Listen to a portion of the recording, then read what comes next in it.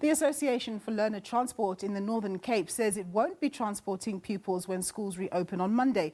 It says the Northern Cape Education Department is refusing to pay them an outstanding 88 million rand in fees. Well, for more on this story, we cross to my colleague Reginald Witbooi, who's standing by for us in Kimberley. Thanks very much. 88 million rand, that's a lot of money. How did this come to be?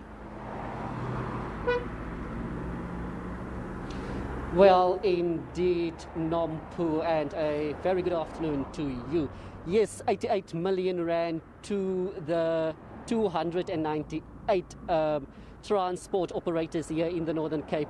The transport operators here are saying they are concerned about the learners being transported to schools come Monday, but they can't do this because the Northern Cape Education Department is owing them fees, and they don't have the assurance that that money will come. Now, the department also sent out letters to these operators, and this letter confirms that operators didn't receive. If you will allow me just to read it out to you, it reads, "This letter serves to confirm that the department has not made any payments for April 2020 towards the learner transport operators as yet.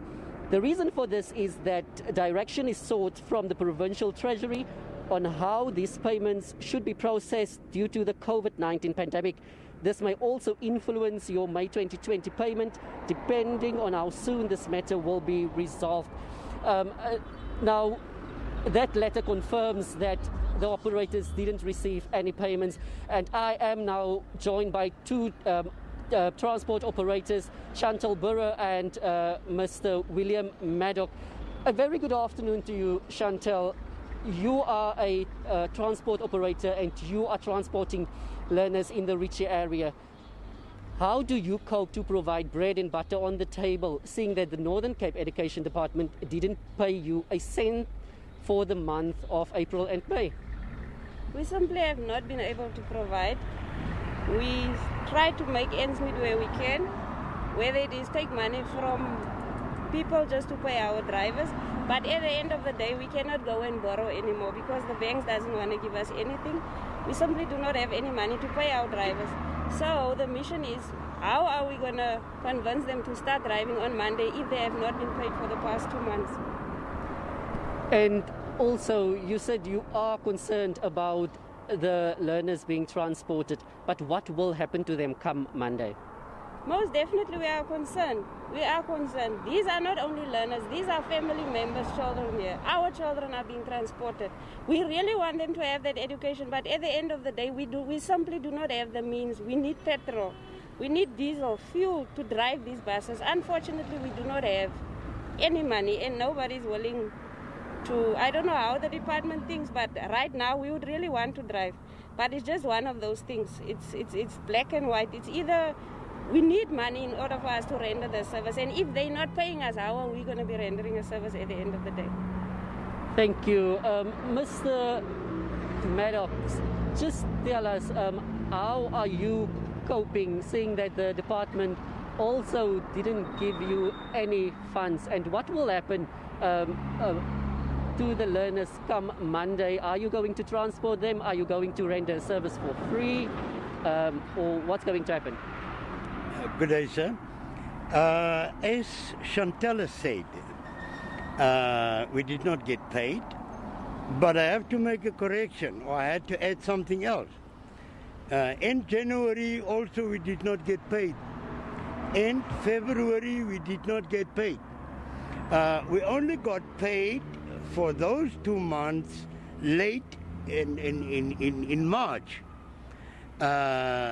So this thing has been coming on since the beginning of January this year. We are battling to make a living. Currently, we are getting paid roughly in the region of 90, maximum 20,000 rand per bus for all these years. And our drivers is getting paid 5,000 rand a month.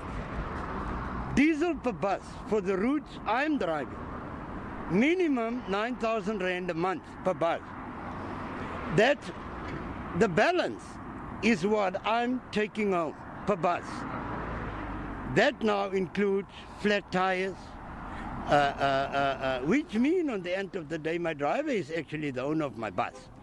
My current debt on licensing, 419,000 rand. Remember, we make commitments when government make commitments. We are owed since 2012. Year after year, we're going to pay with the next financial year, I, on the end of the day, then made commitments. I will pay then, but it never realizes. I simply can't. There's 2 current routes for which government are paying somebody else now, every month, which I've driven for over 3 years without getting 1 rand. You simply cannot make it. And I respect our president for announcing that please pay all your service providers. I really respect him for that, because surely he knows as a business person, he knows what it means to own or to run a business. We have come here to this meeting for COVID-19 training and to get sanitizing kits for Monday. There's nothing inside. Nothing, absolutely nothing. We did not get the training. At this point in time, we don't know how many children to drive on Monday and to which school, because we or I don't have the figures for any grade 7 or any grade 12. Thank you.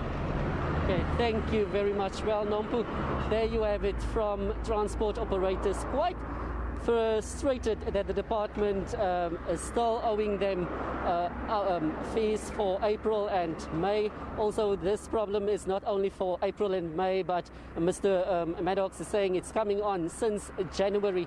They are saying that they are not going to render a service for free because they are not charity. So what will happen on Monday? We need to see whether learners will get to school on Monday and what the department will do to ensure that grade 7 and grade 12 pupils will get the necessary education. But transport operators here made it clear they are not going to transport. Thanks very much, Reginald, for that report. My colleague there, Reginald Witbooi.